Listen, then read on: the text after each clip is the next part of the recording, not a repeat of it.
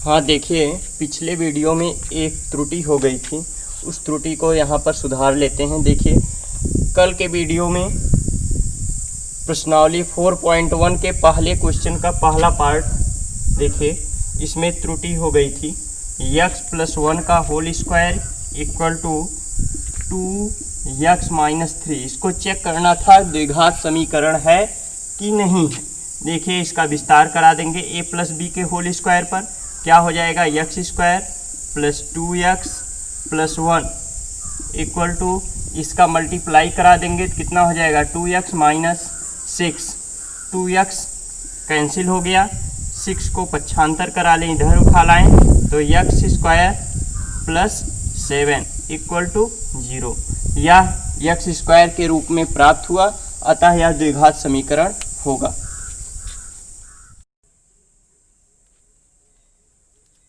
देखिए, एनसीईआरटी की अगली प्रश्नावली 4.2 द्विघात समीकरण का क्वाड्रेटिक इक्वेशन का अगली प्रश्नावली 4.2 देखा जाए। इसमें क्या कह रहा है? गुणनखंड विधि द्वारा निम्न द्विघात समीकरण के मूल ज्ञात कीजिए। मूल क्या होता है? अगर द्विघात समीकरण को आप सॉल्व करते हैं, सॉल्व करने के बाद x के 2 वैल्यू प्राप्त होंगे। आप जानते हैं कोई भी समीकरण हो, उसकी अधिकतम जितनी घातें होती हैं उतने x के वैल्यू प्राप्त होते हैं। तो द्विघात समीकरण में 2 वैल्यू प्राप्त होंगे, यही दोनों वैल्यू इसके मूल कहलाते हैं, शून्यक कहलाते हैं, रूट कहलाते हैं। तो आइए देखते हैं, इनके x की वैल्यू निकालते हैं और x की वैल्यू निकाल कर इनके मूल को ज्ञात करते हैं। आइए देखते हैं पहला क्वेश्चन, मूल ज्ञात कीजिए। मूल ज्ञात करने में पहला क्वेश्चन क्या कह रहे हैं? x² minus 3x minus 10 equal to 0। हाँ, तो देखते हैं, ये ध्यान दीजिए, पहले व्यापक समीकरण से समझ लीजिए। व्यापक समीकरण से इसको गुणनखंड करके हल करने का तरीका क्या है? ax² plus bx plus c equal to 0, यही व्यापक समीकरण होता है। इस व्यापक समीकरण को कैसे सॉल्व करते हैं? यहाँ पर देखिए, अचर पद और x² के गुणांक का गुणा करते हैं, यानी ac। गुणा करने के बाद इसके 2 फैक्टर लेते हैं, 2 फैक्टर लेते हैं। अब देखिए, इन दोनों फैक्टर से चाहे इस प्रकार से दोनों फैक्टर ज्ञात करते हैं कि जोड़ने या घटाने पर आपका मध्य पद यानी x का गुणांक प्राप्त हो। कब जोड़ेंगे, कब घटाएंगे, इसको ध्यान दीजिए। यदि इन दोनों का गुणनफल धनात्मक प्राप्त हुआ, तब तो इन दोनों को जोड़ेंगे, और दोनों का गुणा ऋणात्मक प्राप्त हुआ तो इन दोनों को घटाएंगे। इन दोनों फैक्टरों को घटाकर मध्य पद प्राप्त करेंगे। आइए देखते हैं क्वेश्चन को। अब अपनी प्रश्नावली पर चलते हैं। प्रश्नावली देखिए, यह दिया गया है x² minus 3x minus 10 equal to 0। तो 10 का ऐसा 2 फैक्टर ज्ञात कीजिए, क्योंकि ये -10 दिया गया है तो -10 है, तो इसके 2 फैक्टर ऐसे ज्ञात करेंगे कि घटाने पर -3 आए। तो 5 और 2, 5 दूना 10 होगा ना। 10 का 2 फैक्टर ऐसा हुआ 5 और 2। 10 का 2 फैक्टर 5 और 2 हुआ। अब देखो, इसको घटाने पर हमको -3 चाहिए, तो x² minus 5x plus 2x minus 10 equal to 0। तो x कामन कर लिया जाए तो x माइनस 5 हो जाएगा। ये प्लस 2 कामन कर लिया जाए तो x माइनस 5 इक्वल टू 0। इन दोनों में x माइनस 5 कॉमन है, बचा कितना? x plus 2 equal to 0। अब यहाँ से देखिए, यदि a into c equal to 0 दिया गया है, तो या तो a 0 होगा या तो c 0 होता है, क्योंकि 2 संख्याओं का गुणनफल तभी 0 होगा यदि दोनों में कोई एक संख्या 0 है। तो इन दोनों संख्याओं में कोई ना कोई एक 0 जरूर अवश्य होगा। तो इसी प्रकार इन दोनों में एक 0 के इक्वल अवश्य होगा, तो इसलिए हम दोनों को बारी बारी से 0 के इक्वल कर लेते हैं। तो x माइनस 5 इक्वल टू 0, तो x इक्वल टू 5। यहाँ पर x प्लस 2 इक्वल टू 0, तो x इक्वल टू -2। ये दो यक्स के मान ज्ञात हुए। यही दोनों मान इस द्विघात समीकरण के मूल या शून्य कहलाते हैं। अगला क्वेश्चन देखते हैं। चलिए अगला क्वेश्चन देखते हैं। अगला क्वेश्चन क्या कहता है? अगला क्वेश्चन कह रहा है, question number second, 2x² plus x minus 6 equal to 0। 2x² plus x minus 6 equal to 0। इनका मल्टीप्लाई कितना? -12। -12। अब देखिए -12 प्राप्त हुआ तो इन दोनों का ऐसा फैक्टर ज्ञात करेंगे, ऐसा दो फैक्टर ज्ञात करेंगे कि घटाने के बाद +1 प्राप्त हो। तो क्या हो जाएगा? 4 और 3। इसको सॉल्व करिए। 2x² plus 4x minus 3x minus 6 equal to 0। 2x common कर लें तो x प्लस 2 हुआ, -3 कॉमन कर लें तो x प्लस 2 इक्वल टू 0 हुआ। तो x प्लस 2 और 2x माइनस 3 इक्वल टू 0। तो x प्लस 2 इक्वल टू 0। तो x equal to -2, 2x minus 3 equal to 0। तो 2x equal to 3, x equal to 3/2। ये दो इसके मूल या शून्य प्राप्त हो गए। अब देखिए इसी क्रम में अगला क्वेश्चन देखते हैं।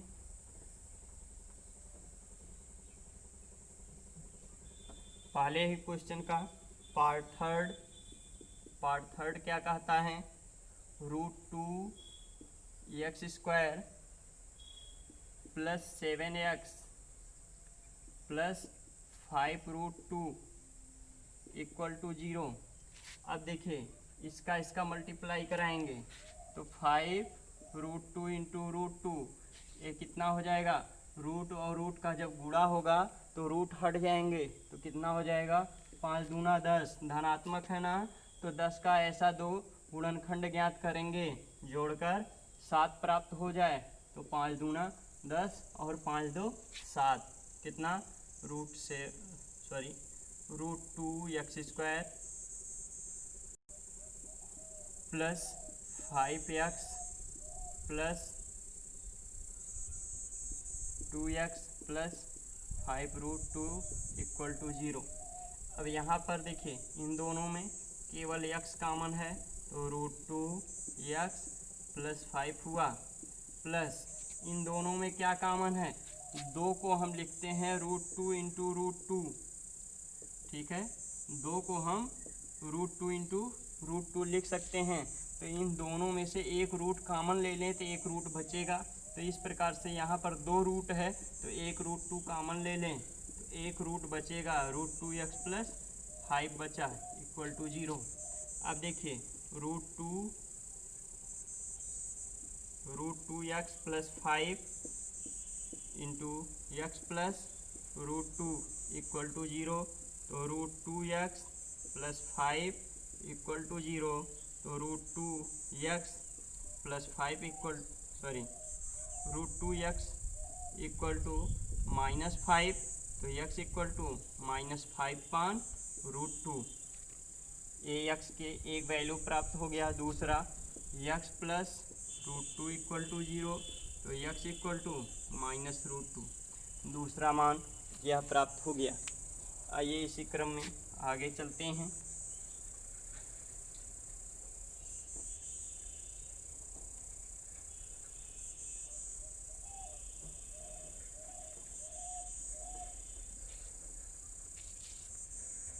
क्वेश्चन नंबर 4 देखते हैं। क्वेश्चन नंबर 4 क्या कह रहे हैं? 2x² minus x plus 1/8 equal to 0। इसको सब एलसीएम लेकर मल्टीप्लाई करा दें या दोनों पक्षों में 8 से मल्टीप्लाई करा दीजिए। कितना हो जाएगा? 8 दूना 16x² minus 8x plus 1 equal to 0। अब देखिए 16 और 1 का गुणा करा दें, कितना होगा? 16 16 का दो ऐसा फैक्टर ज्ञात करें, दो ऐसा गुणनखंड ज्ञात करें कि जोड़कर 8 आ जाए। तो 4 4 8, 4 चौक 16, कितना हो जाएगा 16x² minus 4x minus 4x plus 1 equal to 0। यहाँ पर 4x कॉमन ले लें तो कितना हो जाएगा 4x बचेगा और माइनस 1 बचेगा। इन दोनों में -1 कॉमन ले लें तो 4x माइनस 1 इक्वल टू 0। ठीक है, तो यहाँ पर ध्यान दीजिए, इन दोनों में 4x माइनस 1 कॉमन है तो 4x माइनस 1 इक्वल टू 0। देखिए समान पद हैं, यानी 4x इसको 0 के इक्वल करेंगे तो 4x माइनस 1 इक्वल टू 0।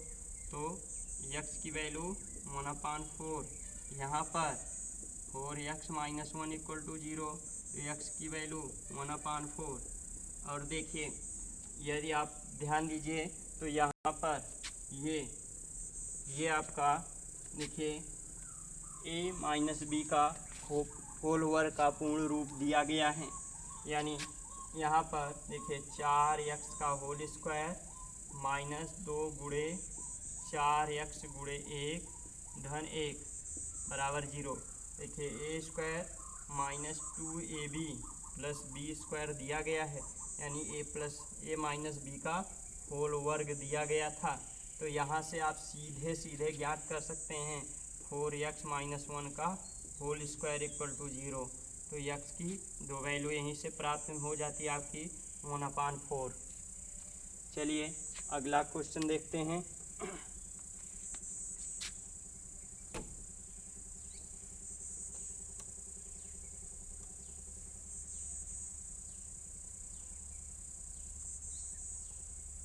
और 4.2 का पहले का 5वां क्वेश्चन नंबर 1 का 5th नंबर कितना दिया गया है 100x² minus 20x plus 1 equal to 0। देखिए इसको सॉल्व कर लीजिए। कितना 100 और 1 का गुणा कराएंगे 100 मिलेगा, 100 को 10 और 10 पर तोड़ देंगे, जोड़कर 20 मिल जाएगा। तो कितना हो जाएगा 100x² minus 10x minus 10x plus 1। यहाँ पर 10x कॉमन कर लें तो 10x माइनस 1, यहाँ पर -1 कॉमन कर लें तो 10x माइनस 1 बराबर 0। तो यहाँ पर 10x माइनस 1 और 10x माइनस 1 बराबर 0। ये भी देखिए 10x माइनस 1 का होल स्क्वायर का ही रूप दिया गया है। ठीक है, तो यहाँ पर भी x की वैल्यू 1/10 प्राप्त होगी, यानी इसके दो मूल 1/10 प्राप्त होंगे। अब आइए इसी क्रम में इसका दूसरा क्वेश्चन देखते हैं। दूसरे क्वेश्चन में क्या कह रहा है, उदाहरण 1 में दी गई समस्याओं का हल ज्ञात कीजिए। उदाहरण 1 में आप पीछे पलटिए और देखिए एग्जाम्पल नंबर फर्स्ट इसका। एग्जाम्पल नंबर फर्स्ट में देखिए आपका सॉल्व करके एक क्वेश्चन दिया गया है। पहले एग्जाम्पल का क्या दिया गया है, पहले एग्जाम्पल का पहला पार्ट क्या दिया गया है क्वेश्चन नंबर 2 में। पहला पार्ट में आपका दिया है x² minus 45x plus 324 equal to 0। ये देखिए पहले एग्जाम्पल का पहला पार्ट दिया गया है। इसको 324 को हम तोड़ेंगे, 324 का दो फैक्टर करेंगे कि जोड़कर 45 आ जाए। तो 36 और 9 में टूटेगा तो x² माइनस 36x और माइनस 9x प्लस 324 बराबर 0। x कॉमन ले लें तो x माइनस 36 माइनस 9 कॉमन ले लिया जाए तो x माइनस 36 बराबर 0। तो x माइनस 36 और x माइनस 9 बराबर 0। तो x माइनस 36 बराबर 0, तो x बराबर 36। दूसरा x माइनस 9 बराबर 0, तो x बराबर 9। ये दो मूल इसके प्राप्त हो गए। चलिए इसी का दूसरा एग्जाम्पल दूसरा देखते हैं, दूसरा पार्ट इसी एग्जाम्पल का दूसरा पार्ट का इक्वेशन क्या दिया गया है। दूसरे पार्ट का इक्वेशन आपका दिया गया है x square minus 55x plus 750 equal to 0। देखिए 750 को हम 30 और 25 पर तोड़ लें तो कितना हो जाएगा, x square minus 30x minus 25x और प्लस 750 बराबर 0। तो ये कितना हो जाएगा, यक्स कामन ले लें, तो यक्स माइनस 30 बचेगा, माइनस 25 कामन ले लें तो यक्स माइनस 30 बचेगा बराबर 0। तो यक्स माइनस 30 और यक्स माइनस 25 बराबर 0। तो यक्स माइनस 30 बराबर 0, तो यक्स बराबर 30, यक्स माइनस 25 बराबर 0, तो यक्स बराबर 25। यहाँ पर दो वैल्यू प्राप्त हो गए, दो मूल प्राप्त हो गए। अब देखिए आगे चलते हैं, इसका क्वेश्चन नंबर 3 देखते हैं। क्वेश्चन नंबर 3 क्या कह रहा है, क्वेश्चन नंबर 3 कह रहा है ऐसी दो संख्याएं ज्ञात कीजिए जिनका योग 27 है, गुणनफल 182 हो। दो संख्याएं ज्ञात करनी हैं, ठीक है। मान लीजिए वो दो संख्याएं आपका ए और बी हैं, ठीक है, ए और बी हैं, ये दो संख्याएं ए और बी हैं। अब कह रहा है इनका योग कितना है, इनको जोड़ लिया जाए तो योग आपका 27 है और इनका गुणा कराया जाए, तो ये भी प्राप्त होगा। इनका गुणनफल 182 है। इसको इक्वेशन फर्स्ट माने, इसको इक्वेशन सेकंड माने।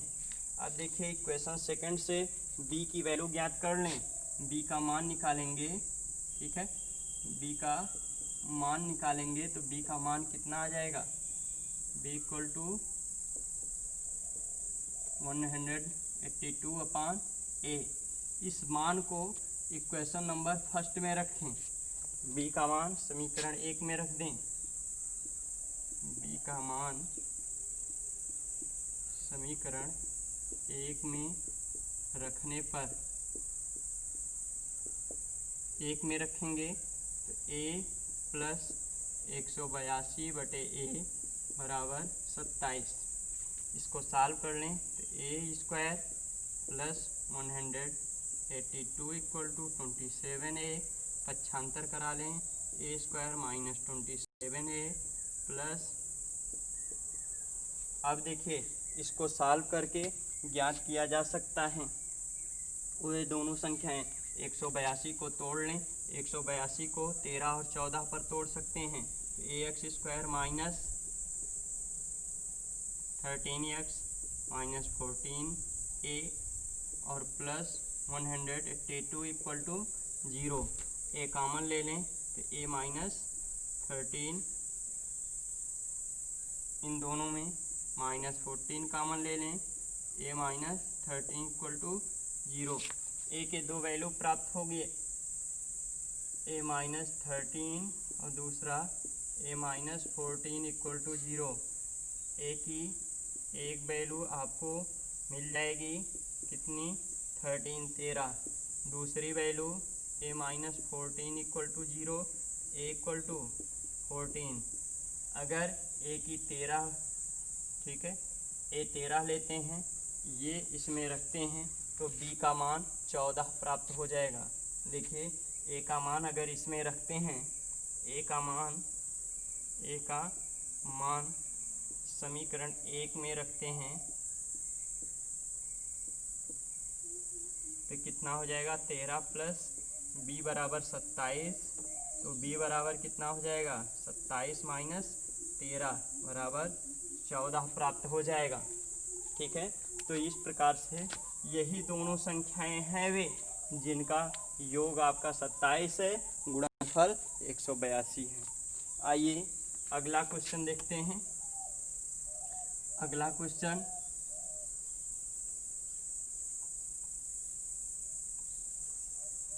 क्वेश्चन नंबर 4 क्या कह रहा है, क्वेश्चन नंबर 4 क्या कह रहा है, दो क्रमागत धनात्मक पूर्णांक ज्ञात कीजिए जिनके वर्गों का योग 365 हो।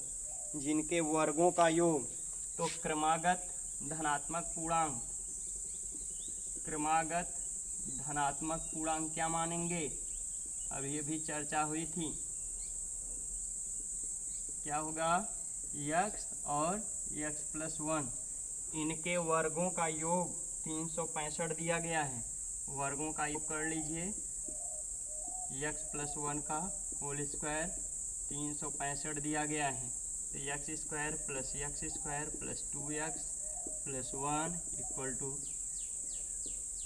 2x² + 2x, इसको पक्षांतर कर लिया जाए कितना हो जाएगा, -364 = 0।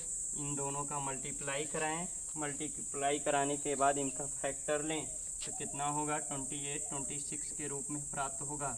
28 26 के रूप में प्राप्त होगा। तो देखिए 2x² + 28x - 26x - 364 बराबर 0।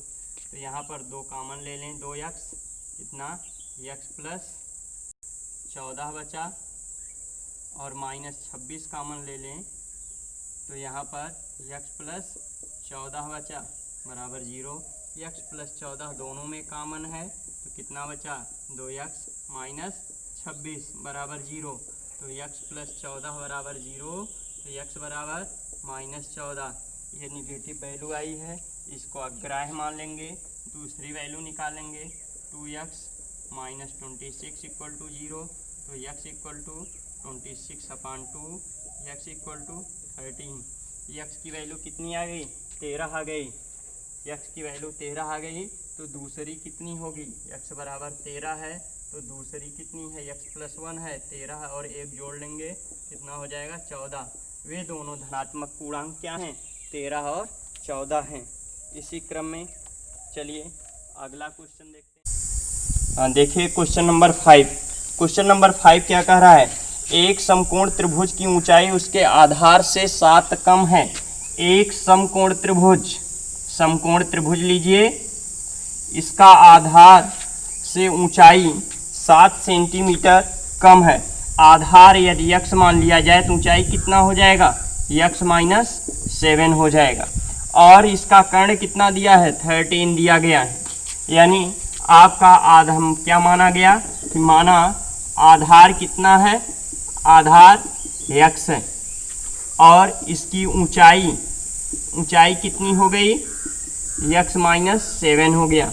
हम जानते हैं समकोण त्रिभुज में कर्ण पर बना वर्ग शेष अन्य दोनों भुजाओं पर बने वर्गों के योगफल के बराबर होता है। तो इसके लिए क्या करेंगे, दोनों भुजाओं का वर्ग का योग कर्ण के वर्ग के बराबर कर देंगे। x - 7 का होल स्क्वायर प्लस x² = 13 का स्क्वायर, इसका विस्तार करा दीजिए। x² - 14x + 49 प्लस x² = इसका कितना हो जाएगा, इसको पक्षांतर करा लें, देखिए दोनों ऐड हो जाएंगे। 2x², इसको इधर लाएंगे, 49 घट जाएगा, 49 घटेगा कितना आ जाएगा, +120 बराबर 0।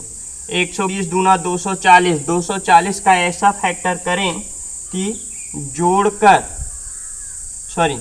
माइनस आएगा, घटाकर 14 प्राप्त हो।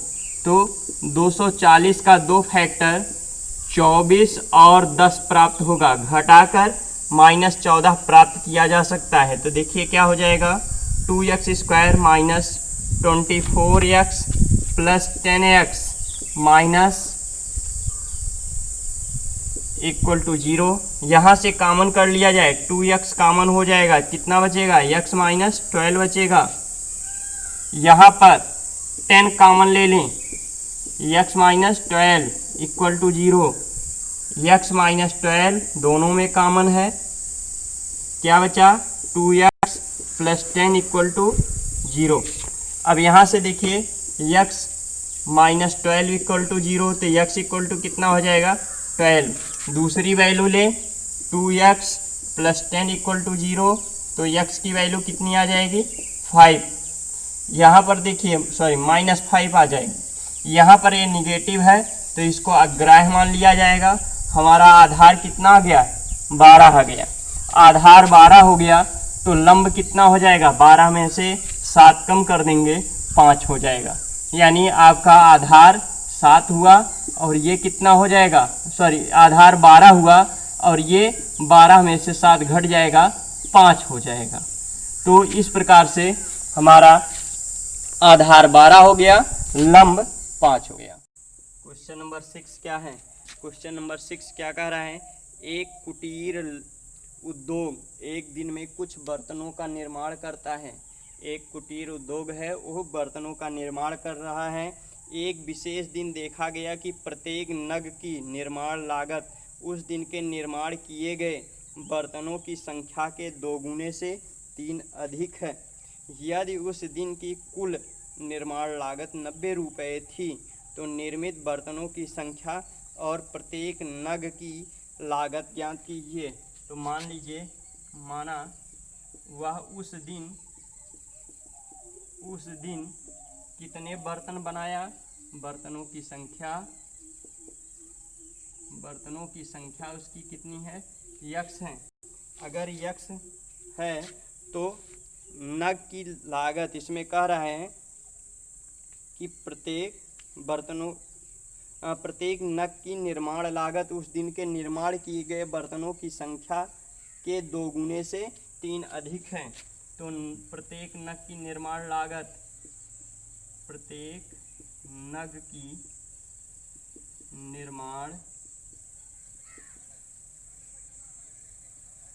निर्माण की लागत कितनी है, इसके 2 गुने से 3 अधिक है। और क्या कह रहा है, कुल लागत 90 रुपये है। कुल लागत कितनी है 90 रुपये है। तो कुल लागत कैसे निकालेंगे? एक नग की निर्माण लागत का बर्तनों की संख्या में गुणा करा दें तो कुल लागत आ जाएगी। तो x into 2x plus 3 equal to कितना हो जाएगा 19। इसी को सॉल्व कर लें। 2x square plus 3x equal to 2x square plus 3x minus 19 equal to 0। 90 दूना 180,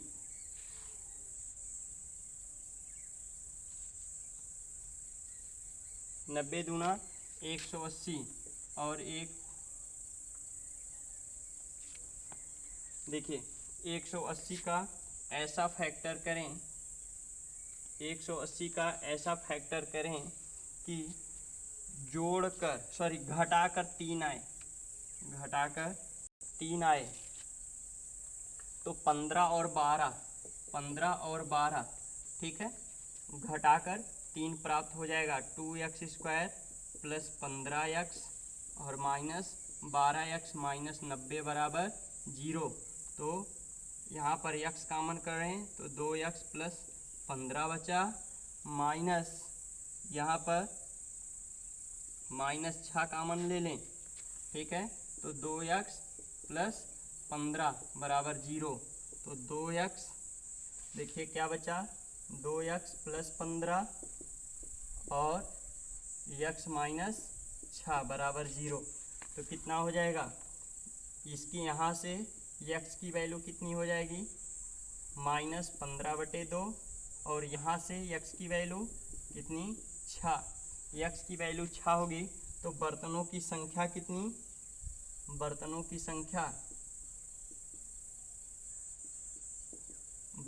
संख्या 6 हो जाएगी।